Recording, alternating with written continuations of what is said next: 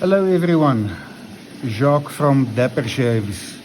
Today we're going to do another honing video of this Taihei midget Japanese frameback razor. We'll have a look at this in a bit more detail when we get honing. But in my previous two videos, and I'll link them up here somewhere, I showed you how I honed it. And I also showed you the shave results in a shave test, and it was good, but it wasn't great. So we are going to make this edge great. In the honing video, this one, I finished on a yellow lake, the red one. This is the same stone. We're going to use that. But before we get there, in that video you would have seen that I set the bevel using a bolt-on and then immediately jumped to the yellow lake. That is partly why the shave result wasn't great, because it's quite a big jump going from, let's say, about 3K all the way to, I don't know what this stone is, but it's most likely 10 or more if you had to compare it to equivalent synthetic. So I'm going to further refine the edge on this with a Coticule. This is Ladresante. This is the top layer from vein 6. It's got a slight pink tint to it. It's a very fine stone. It creates actually incredible shaving edge. If you want to see a video around some Coticules, including the stone, I'll link it up here. So let's get going. This is what this stone looks like wet. I'm going to start honing, and this stone will start slurrying quite quickly. As you can see, the stone actually cuts quite fast with pressure. So we're just going to work the entire edge here. Just refine that a bit. This should not take long. I'm not going to spend a lot of time here. The bevel was set. It's just more, I don't know if you've got to compare this Coticule to a synthetic type of grit. For those interested, I don't know. This is going to be around 8 to 10K, this specific stone. So what we're doing is we just refining the bevel, that bolt-on bevel, from a 4K to a, let's call it a 8K. And then we are going to move to the yellow lake. As mentioned, the stone without any slurry cuts incredibly quick. So I'm going to start backing off the pressure and just do a couple of cleanup strokes, and then we will move onto the yellow lake. I just want to see everything is still in focus here. I'm sitting outside in the courtyard. You'll hear in the background some water running. That is a water feature with some nice plants in, and some comet tail goldfish, fish. I've got 5 in there. They're at least 4 or 5 years old, maybe even older. So they really like their little posse there. This was part of our house design from the beginning, to create white noise. So in the evenings, this beautiful sound in the background, soft in the house, is absolutely awesome. especially if you've got neighbors that want to party or dogs that's barking, or you just want to cut yourself off from the rest of the world.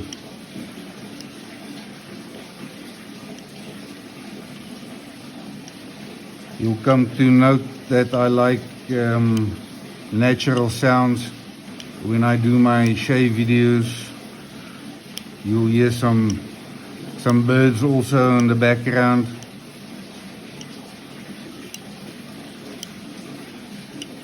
And that's how I roll. Alright, so I think we've done enough here. I just want to give this a quick clean again, and then a couple of strokes just in hand. When you move to a high finisher like a black Arkansas, a yellow lake, one of these very fine, very dense stones that doesn't cut particularly quick, it is important that you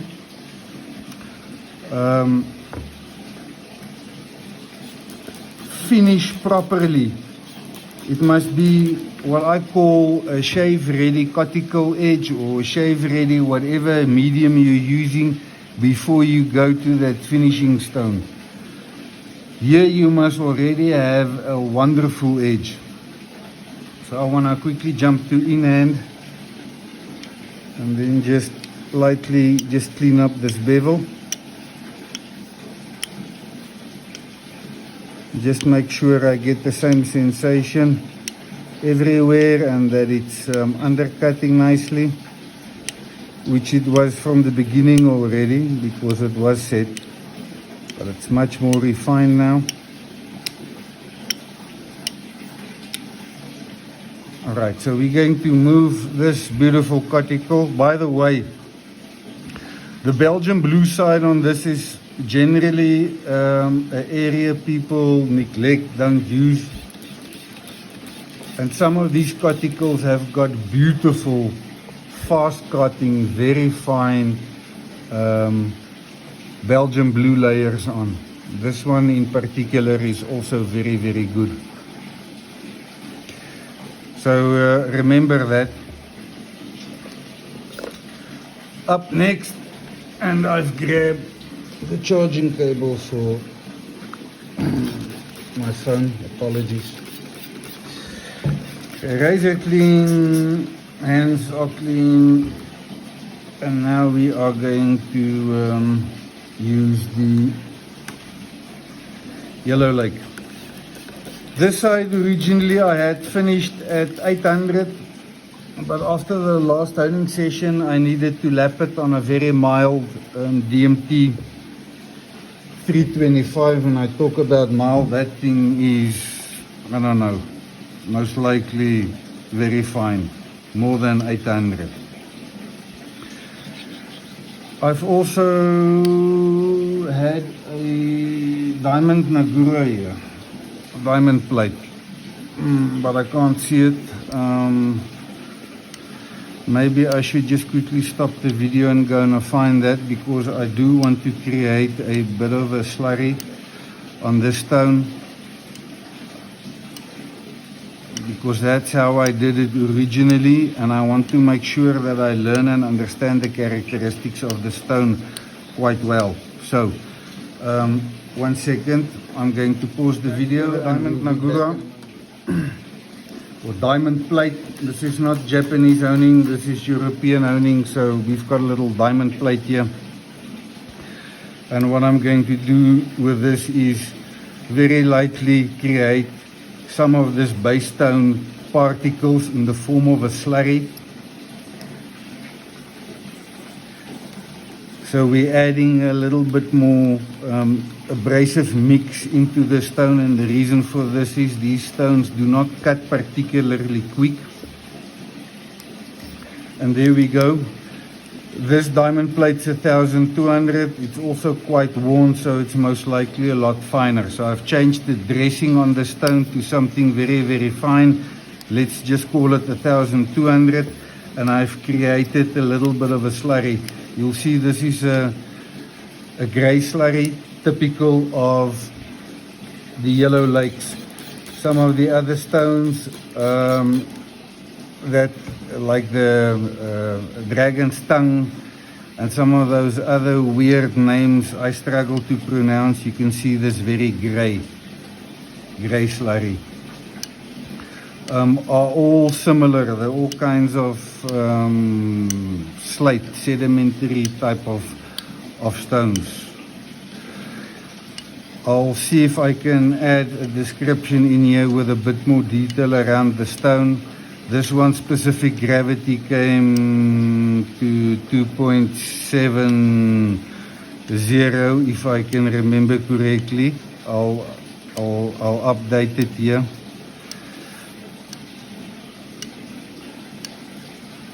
And once again, I want to thank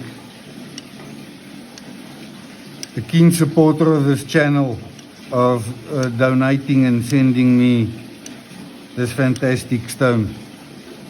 It's really wonderful to have the experiences of using a huge variety of incredible stones from around the world, and then being in a position to showcase what these stones can do and what they are capable of.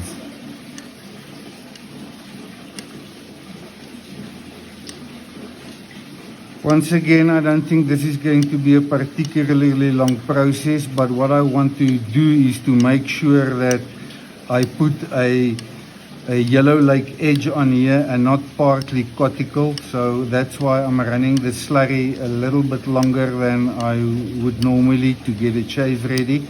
But I want to know if this stone is going to provide the results I'm hoping for. A question that comes up a lot, Jacques, you use many different stones, and that is only to showcase to you guys what you can do with the various stones. I myself will be happy with a coticule edge finished on a black arc for the rest of my life, no problems. Same thing, if you tied me down on a J-net with some Naguras, I would be happy with that for the rest of my life. So there is no magic stones, unicorn stones. Get to know them, work them, get the max out of them, and move on.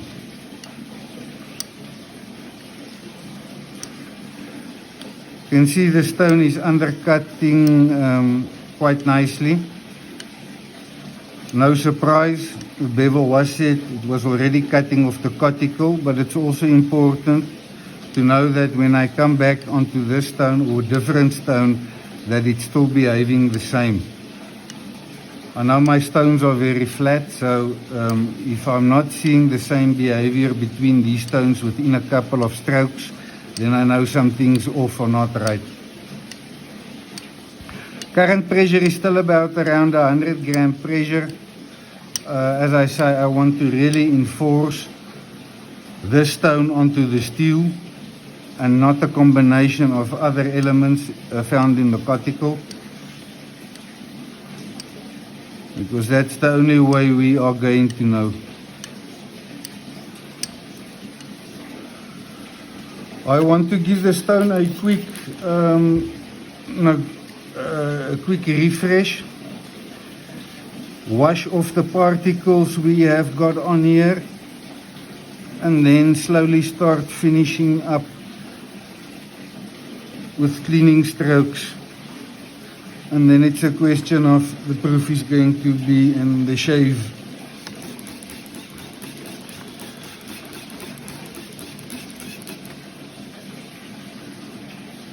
Very nice stone. It's got this hazy, dreamy, white, cloudy look to it.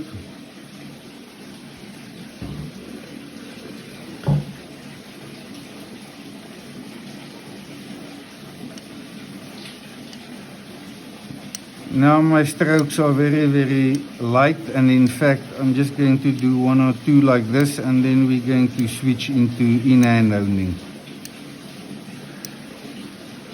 Why I hone in hand? I get a whole lot more control, feel. I can manipulate, twist the stone to really find and optimize what I'm doing on the different areas of the stone.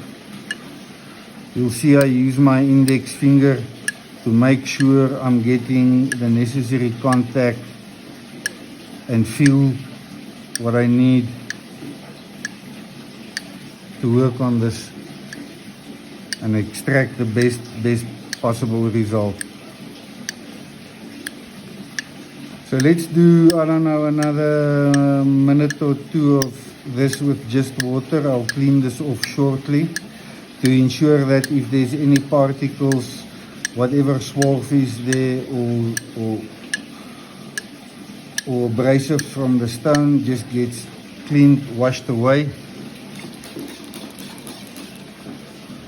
Also briefly the razor. And then we're going to switch to a more thicker solution. So I've got water here with some clean green in, which is essentially just a cleaning detergent, a natural, eco-friendly one.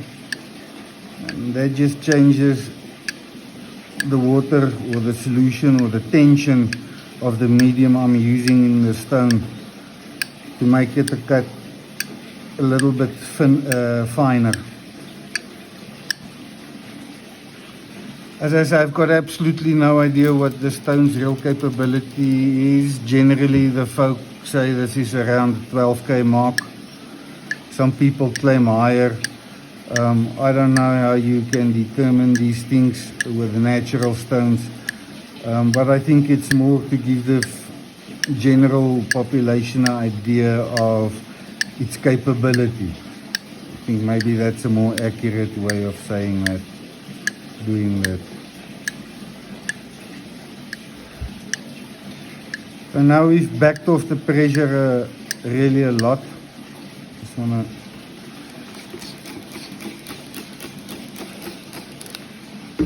rinse that off again, a bit more soapy.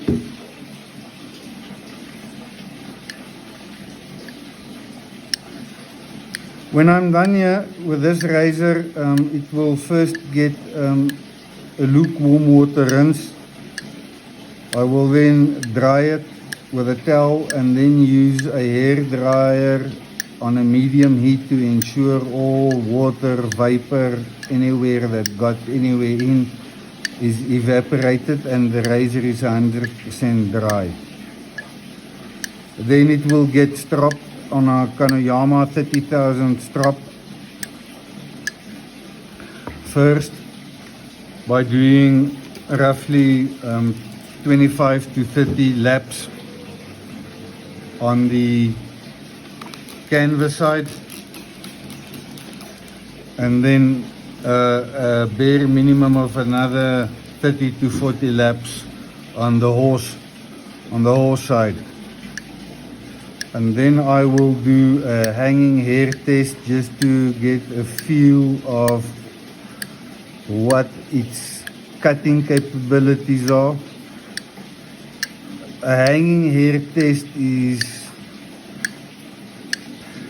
just an indication, and it's not a great indicator of where you at with the edge. As an example, a very toothy synthetic 4K edge, if done properly, will perform a hanging hair test effortlessly.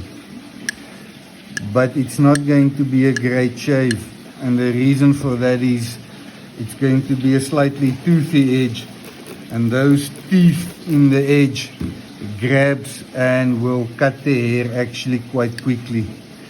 An incredibly smooth edge will pop the hairs effortlessly, and in some case even struggle to find a bit of bite because it's so smooth. But if you present the hair correctly, it will just fall off. But once again, it's when you put lather on your face and you drag this across your face, specifically against the grain or with a fool's pass, you will quickly know what, as is evident in my shave test video. I think we're done here. So I'm quite confident that the edge that is on here now is 100% polished yellow lake edge. There's no residue of any of the previous work we've done on this razor in both honing sessions. And yeah, that's it.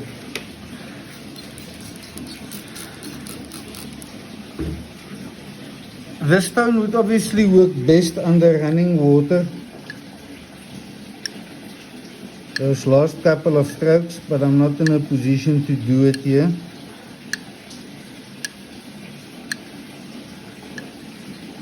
Once again, quite a nice sensation on the stone. You can actually feel the texture in the stone through the blade.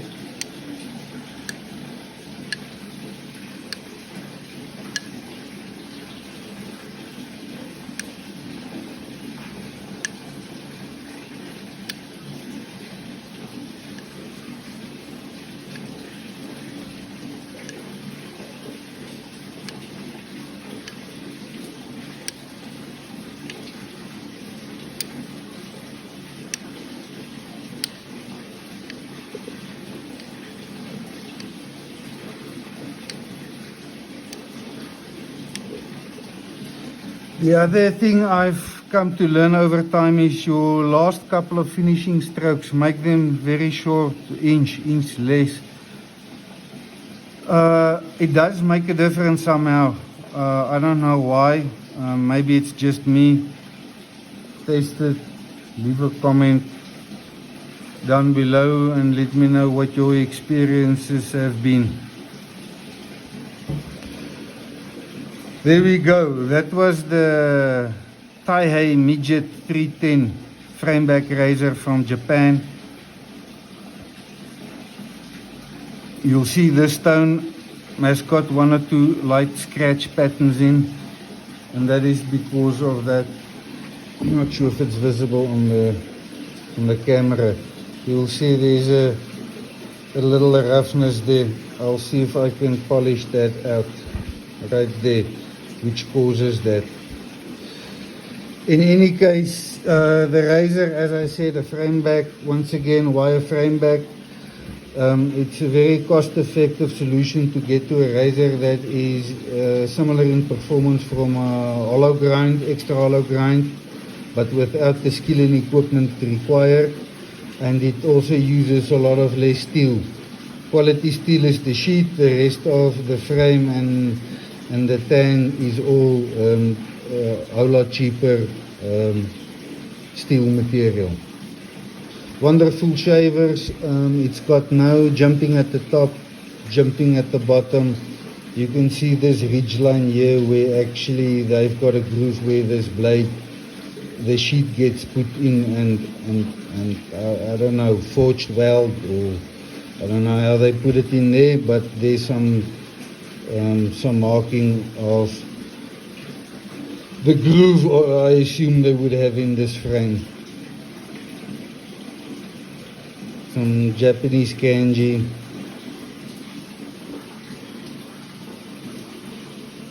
And then I'm not sure if you guys can see the edge nicely in this video. Very fine, very refined one. I'll see if I can quickly make after stropping a video of the edge through camera scope, and then I'll maybe include it in the video. I